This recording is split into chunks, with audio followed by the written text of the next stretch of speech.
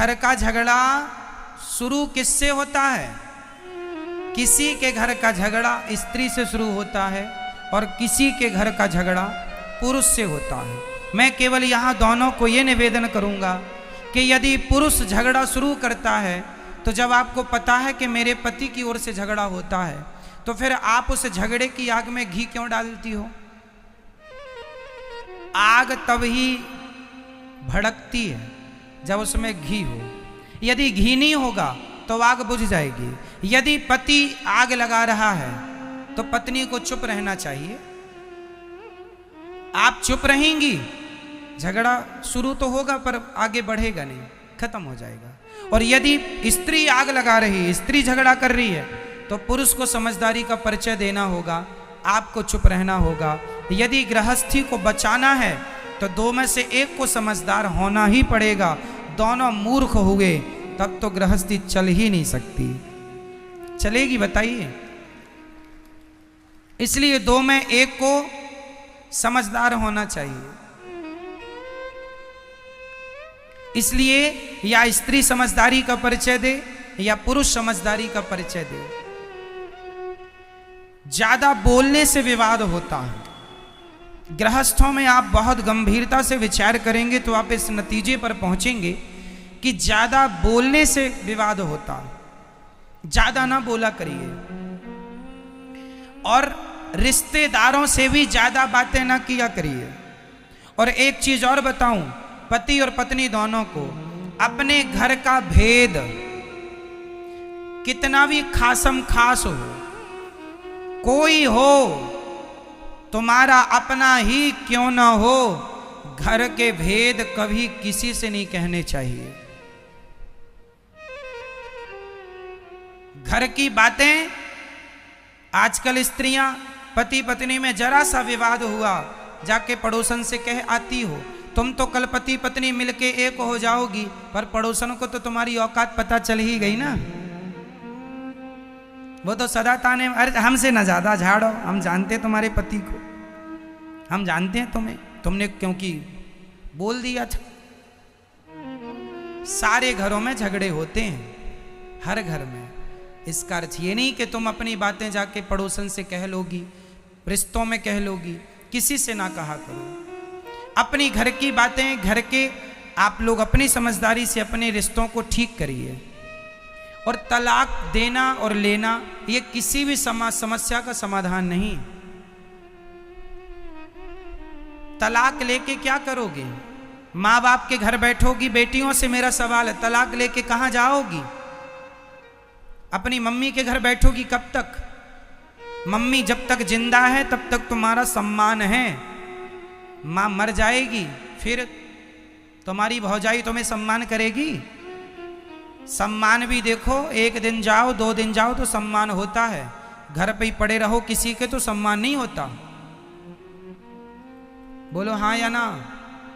साल में एक बार के लिए घर में भाभी आ जाए, भौजाई आ जाए, ननंद आ जाए तो भाभी भी सम्मान, आओ दीदी, आओ दीदी, आओ बहन। और 2-4 महीने के लिए बोल दे जाऊंगी नहीं तो टेंशन हो जाती, यहीं खाएगी अब। इसलिए मैया बाद में लड़ लेना अपनी भौजाई से। अभी सुन लो, केवल कुल मिला के बात यह है, मैं सारी यहां बेटियों से बात करना चाहता हूं, बहुओं से। कई बार बहुएं अपनी माँ के कहने से अपने पति को छोड़ देती हैं। माँ ने कहा तेरी ससुराल अच्छी नहीं है, पति लड़ता रहता, आजा, हम जिंदा हैं, हम तेरा पेट भरेंगे। ये मम्मियों को पता नहीं कब अक्ल आएगी। बेटियां बताओ, आपसे सवाल है, बेटी अपने पति के साथ सुखी रह सकती है कि अपनी माँ के साथ? ज्यादा सुख उसे माँ दे सकती है या उसका पति? जोर से। एक स्त्री का माँ के साथ रहना उचित है या खुद के पति के साथ रहना जायज है? कहाँ रहना चाहिए? बोलो मेरी माँ। अरे सिर ना हिलाओ, बोलो मेरी माँ। किसके साथ? नहीं निकल रही है आवाज। किसके साथ? मां के साथ, पति के साथ। हर स्त्री की भलाई पति के साथ रहने में है, ना कि मां के साथ रहने में। तुम पति को छोड़ के मां के साथ, तुम्हें ज्यादा अपनी मां की गर्मी है ना कि मेरी मां, मेरे मायके में तो सब कुछ है। हम कोई भीख थोड़ी मांगते थे, हम तो 56 भोग खाते थे। तो तुम्हें भी 56 भोग तब तक ही मिलेंगे जब तक मां जिंदा है। मां मर जाएगी, कुत्तों सी जिंदगी जीना पड़ेगा। हाँ या ना? फिर इसलिए अपनी भलाई चाहती हो तो अपने पति की बात मानो, अपनी मां की नहीं। जिन जिन बेटियों ने अपनी मां की बात मानी, शादी के बाद उनका घर उजड़ा है। शादी के बाद लड़की को अपने पति की बात माननी चाहिए। यदि अपने माँ बाप की बात मानेगी तो मैं लिख के दे दूंगा स्टाम्प पेपर में, जो लड़की अपने माँ बाप की बात मानेगी उसका घर कभी बस ही नहीं सकता, चाहे वो कितनी भी समझदार क्यों ना हो। माँ बाप के हिसाब से घरों में बाग नहीं लगेगा, आग लगेगी। इसका एक जीता जागता मैं उदाहरण दे सकता हूं आपको, कहो तो दे दूं? दे दूं? तो सुनो, ये कथा मैंने एक दिन सुनाई थी, पर इस मुद्दे पर नहीं सुनाई, इसलिए इस मुद्दे पर दोहरा देता हूं। महाभारत का युद्ध एक लड़की के पिता के कारण हुआ है। कौन है वो लड़की और कौन है वो पिता? सुन लो। महाराज शांतनु मत्स्यगंधा पर मोहित हो गए। कथा हमने सुनाई थी, केवल स्मरण कराएंगे आपको, समय पूरी सुनाने का नहीं है। केवल इतिहास से हम आपका परिचय कराएंगे कि जिस लड़की ने अपने माँ बाप की बात मानी उसके जीवन में परिणाम क्या हुआ। महाभारत की जननी कौन है आज मैं आपको स्पष्ट कर देता हूं। भीष्म पितामह गंगा पुत्र हो चुके थे। शांतनु का एक बेटा था, 14 साल की उम्र थी। भीष्म पितामह की उम्र कितनी थी? 14 साल का छोरा था भीष्म पितामह की उम्र। ये गंगा पुत्र थे। शांतनु गंगा जा चुकी थी, अपनी पत्नी के वियोग में ये तड़पते थे। एक दिन एक महिला इन्हें मिल गई, बड़ी सुंदर थी, उनसे विवाह करने का मन हुआ। उसका नाम था सत्यवती। मत्स्यगंधा भी कहते हैं, योजन गंधा भी कहते हैं। कई योजन तक उनके शरीर से खुशबू निकलती है, इसलिए योजन गंधा भी कहते हैं। ठीक है, मछली की गंध आती थी इसलिए मत्स्यगंधा भी कहते हैं। सत्यवती नाम है। सत्यवती एक केवट की बेटी थी, कथा हमने उस दिन विस्तार से सुनाई थी। तो केवट मतलब लड़की का बाप। चलो, अब लड़की का बाप चला हस्तिनापुर। हस्तिनापुर में महाराज शांतनु राजा थे। शांतनु तो अंदर थे। भेंट हो गई भीष्म पितामह से। उस समय भीष्म पितामह की उम्र कितनी थी? 14 साल के बच्चे से भेंट हो गई। तो जो लड़की का पिता मतलब मत्स्यगंधा का, सत्यवती के पिता जो केवट थे, उन्होंने कहा, एक लड़की के बाप की दास्ता कह रहा हूं। उस व्यक्ति ने कहा, लड़की के पिता ने कहा कि कहो कुमार, राजकुमार, तुम्हारे पिता का दिल मेरी बेटी में आया है, शादी करना चाहते हैं। तो राजकुमार ने कहा, भीष्म पितामह ने कहा, जब मेरे पिता का निर्णय है और आपका निर्णय है तो आप देख लो। तो लड़की के पिता ने कहा कि मैं शादी तो कर दूंगा, पर मेरी बेटी तो इस घर में नौकरानी बन के रहेगी। क्यों? क्यों नौकरानी बनेगी? भीष्म पितामह ने पूछा। तो लड़की के पिता ने कहा, आप तो राजा के पहले बेटे हो, राजा तो आप ही बनोगे, और हमारी बेटी का जो बेटा होगा उसकी तो कोई पूछ नहीं होगी।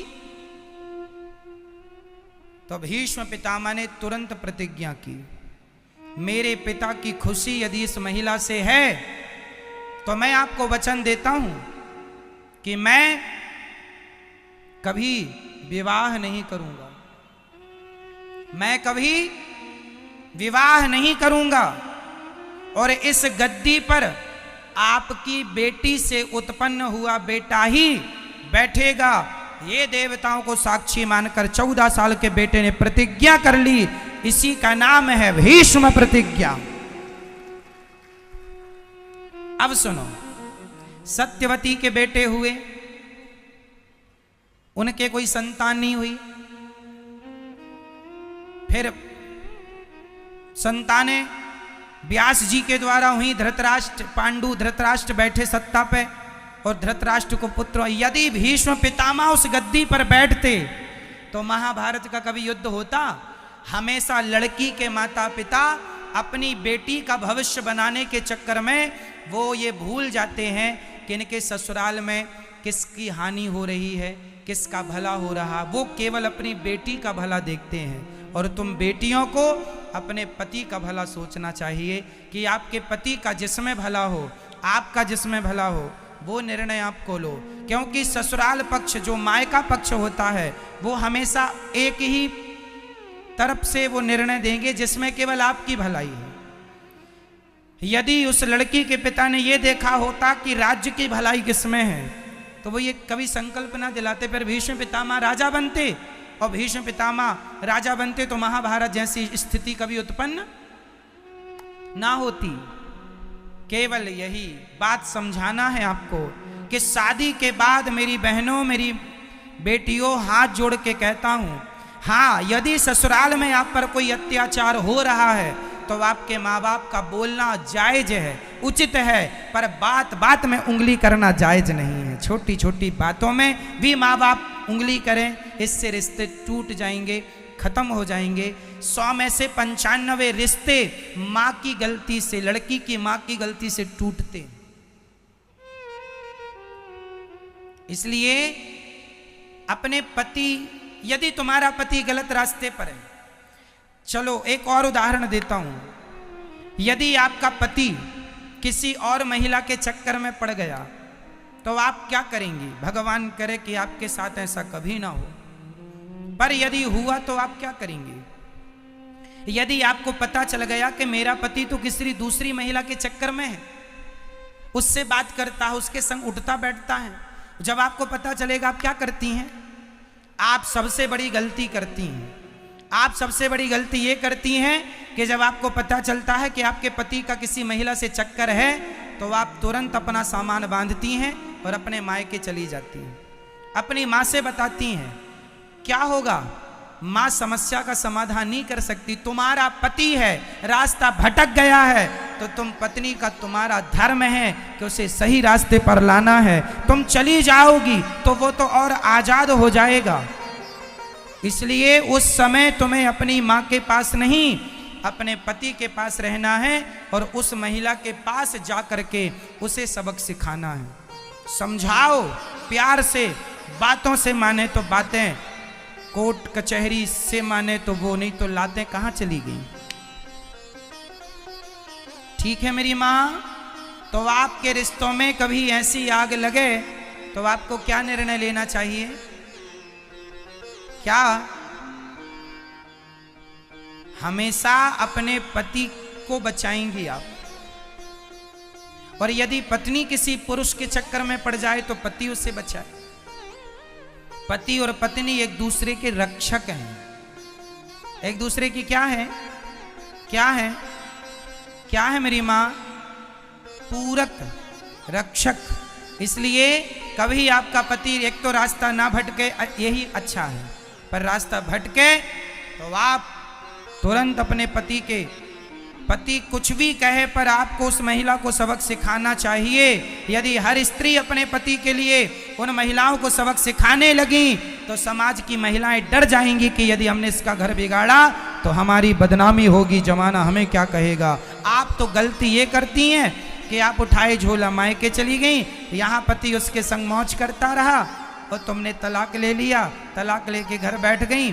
इससे तुम्हें क्या मिला?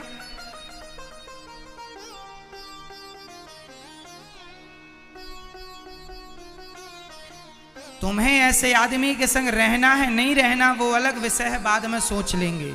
पर अभी तो उसे वो आज के जमाने में न मैया कुछ स्त्रियां ये धंधा करती हैं पुरुषों को फंसाने का। हो सकता है तुम्हारा पति भी उसका शिकार हो चुका हो। आजकल मार्केट में ये बड़ा धंधा चल रहा है। जो अच्छे लोग हैं उन्हें ये महिलाएं अपने झूठे जाल वाल में फंसाती हैं। हो सकता है उनमें से आपका कोई अपना हो। इसलिए हर पुरुष से मैं निवेदन करूंगा, पराई नारी से सदा बच के रहो। पराई नारी कभी तुम्हारी सगी नहीं हो सकेगी। कभी पराया ना पराई नारी सगी होगी ना पराया पुरुष सगा होगा। अपनी पत्नी और अपने पति में ही विश्वास करना सीखो। यदि तुमने किसी और के आंसुओं पे चले गए तुम्हारा सर्वनाश हो जाएगा। कुछ महिलाएं कैसे फंसाती हैं। एक महिला एक पुरुष के पास आई, रोने लगी, हमारा पति हमें बहुत मारता है। तो पुरुषों की तो दया बड़ी होती है। अच्छा बहुत मारता, आओ हमारे पास बैठो, कॉफी पियो, चाय पियो। अब वो नारी ने क्या किया, इसे कॉफी चाय पीते पीते ये उसके संग रहने लगा। बड़ा वो रोए कि हमारा मारता, हमें तो प्यार ही नहीं करता। तो ये बैठा सबका ठेका लेके कि मैं करूंगा तेरे से प्यार, अब तेरा पति तो करता नहीं है। और ये इस चक्कर में बेचारा बड़ा दयालु बन रहा, अपना विनाश कर रहा। इसकी पत्नी को पता चला, इसने देख लिया कि ये तो दूसरी महिला के संग बैठा है। तो इसकी पत्नी ने तुरंत कहा, कौन है ये? बोलता है मैंने बड़ा धर्म किया है, बड़ा पुण्य किया है। कौन सा पुण्य कर दिया तुमने? बोले इसके पति ने इसको प्यार नहीं किया, बहुत डांटता है, बहुत मारता है, तो मैं इसको प्यार करता हूं। अब तुम भी मेरी पत्नी हो और ये भी मेरी है। लो ये कौन है? इन्हें क्या कहेंगे? क्या यही गृहस्थ जीवन का धर्म है? रोते हुए की मदद करना अच्छी बात है। विपत्ति पे किसी के संग खड़े हो जाना अच्छी बात है, पर किसी विपत्ति का आप उससे उसके बदले में उसका चरित्र मांग लें, ये बहुत बुरी बात है कि तेरी मदद मैं चरित्र के बदले करूंगा या करूंगी। इन चक्करों में ना पड़ा करो। समाज बहुत गलत रास्ते पर चल चुका है, बहुत गलत कदम बढ़ चुके हैं लोगों के। समाज में क्या क्या लोग कर रहे हैं कहा भी नहीं जा सकता। क्यों मैया, बहुत कुछ हो रहा समाज में या नहीं? तो ऐसी गंदगियों से आपको अपने पतियों को बचाना है, अपनी पत्नियों को बचाना है और आने वाली पीढ़ी को, बेटा और बेटियों को बचाना है इस गंदगी से। कहीं आप शिकार ना हो जाए। इसलिए पति पर जब कोई चरित्र का हमला होगा तो सबसे पहले साथ कौन खड़ा होगा? पत्नी। और पत्नी के संग पति, और एक दूसरे के चरित्र की रक्षा करो, एक दूसरे के काम आओ और प्रेम से गृहस्थी निभाओ। एक दूसरे से प्रेम करो। पत्नी पति से प्रेम करे, पति पत्नी से प्रेम करे। जैसे हमारे राम सीता से प्रेम करते हैं और सीता राम से प्रेम करती हैं, और दोनों से प्रेम हो और दोनों पति पत्नी मिलकर दोनों भगवान से प्रेम कीजिए। यही सदगृहस्थ है, यही गृहस्थी है मेरी मां। मैया समझ में आई बात? तो गलत रास्ते पर आप तो नहीं जाएंगे ना कभी। तो आप अपने पत्नी से और अपने पति से झगड़ा तो नहीं करेंगे। मैया आप लोग अपने पतियों से प्यार करती हो कि नहीं? बोलो हाँ या ना, बोलो हाँ या ना। करते हैं मैया? हाँ करते। तो आपका पति आपसे प्यार करता है कि नहीं? चलो आप तो करती हो अपने पति से, पति करता है कि नहीं? नहीं, कभी तो आई लव यू का ही होगा उसने, नहीं कहा कभी? मैया पति ने कभी आई लव यू कहा? नहीं कहा। अरे राम राम राम राम। कहते रहते हैं पर ये मानती नहीं है मैया। आपके पति भी आपसे बहुत प्यार करते हैं। अच्छा, पत्नियों को यही लगता है कि हम प्यार कर रही हैं अपने पति से, हमारा पति तो करती नहीं प्यार। 100 में से 95 पत्नियों को यही लगता कि हमारा पति हमसे प्यार नहीं करता। अब पति बेचारा क्या छाती फाड़ के दिखा दे कि हम तुमसे प्यार करते हैं? कह ही तो सकता है, छाती तो ना तुम फाड़ सकती हो ना पति फाड़ सकता है। तो इसलिए मेरी माँ, यदि आपका पति आपसे प्यार करता है तो निश्चित जहां प्रेम अधिक होता है ना, यदि हम आपसे प्रेम करते हैं तो हम आपको डांट भी सकते हैं। बोलो हाँ या ना? हम आपसे प्रेम करेंगे तो हम आपको डांट भी सकते हैं, प्रेम नहीं करेंगे तो हम आपको नहीं डांट सकते। आपका पति आपको डांटा करे तो बात बात में गुस्सा ना हुआ करो कि डांटते रहते हैं। जहां प्रेम ज्यादा है, जिससे प्रेम करेगा उसी को डांटेगा, उसी को डांटता। आप भी डांट सकते हैं, वो भी डांट सकता है। यही गृहस्थी है। वो कुछ कहें तो तुम चुप रहा करो, तुम कुछ कहो तो वो चुप रहें। यही समझदारी है गृहस्थी की। और ऐसे से रिश्ते चलते हैं। आप जरा जरा सी बातों में झोला उठा के मायके चली गई, आप जरा जरा सी बातों में आपने बोलना। अच्छा, पति पत्नी में कितनी भी लड़ाई हो जाए, पर आप लोग बोल चाल बंद मत करना, क्योंकि बोल चाल बंद होते ही सुलह के सारे दरवाजे बंद हो जाते हैं। सुलह के दरवाजे बंद हो गए क्योंकि बोल चाल बंद हो गया। कई पति पत्नी जरा सा लड़े, बोल चाल बंद, बोलेंगे नहीं, डे बोले टुप्पी टाप। बोला करो, कितना भी लड़ाई झगड़ा हो पर बोलना। ना तो सास से बोलना बंद करना, ना पति से, ना किसी से। सारे रिश्तों को निभाना है और छोटी छोटी बातों में ध्यान नहीं देना। पति कुछ कह दे, कोई बात नहीं, कह दिया, गुस्से में कुछ हमने कह दिया, हमें आज गुस्सा था, हमें गुस्सा था बहुत ज़्यादा, कोई काम को लेके कोई टेंशन थी, गुस्सा था, सारा गुस्सा पत्नी पे उड़ेल दिया। पत्नी को भी थोड़ा समझदार होना चाहिए, जरा जरा सी बात पे ना करे। आज गुस्सा, रोज तो गुस्सा नहीं करता, कभी तो प्यार भी करता होगा। तो बस इंतजार करो। हर समय सूर्य गर्म नहीं होता, शाम को ठंडा हो जाता है, सुबह भी ठंडा होता है, बस दोपहर में गर्म रहता है। तो दोपहर में आप लोग भी सड़क में नहीं निकलते, घर में रहते हैं। तो जब पति गर्म है, माइंड गर्म है, खोपड़ी गर्म है, थोड़ा आप दूर रहो, अपने कमरे में घुसे रहो, वो जो करे करने दो, चिल्लाए चीखे जो करे, थोड़ा शांत होने दो माहौल, फिर तुम बात कर लेना। अब वो गर्म है, वो गालियां दे रहा और आपने भी शुरू कर दी, मैं जा रही हूं अच्छा मायके, रह लेना मेरे बिना। ऐसे में तो आग लगेगी, कभी बुझेगी नहीं। मैया, हम गलत कह रहे हैं क्या मेरी माँ? नहीं, तो फिर आप करोगी ना, जो बात कह रहे हैं उसका पालन करोगी ना? ठीक है। तो पति कुछ बोलेंगे तो आप क्या करेंगी? डे बोले हम चुप्पी टाप रहेंगे। चुप्पी टाप रहना मेरी माँ। ये मैया से पूछो क्या रहेंगी ये?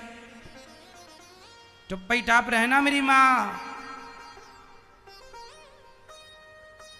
और पतियों से प्रार्थना है कि नारियों का सम्मान किया करो।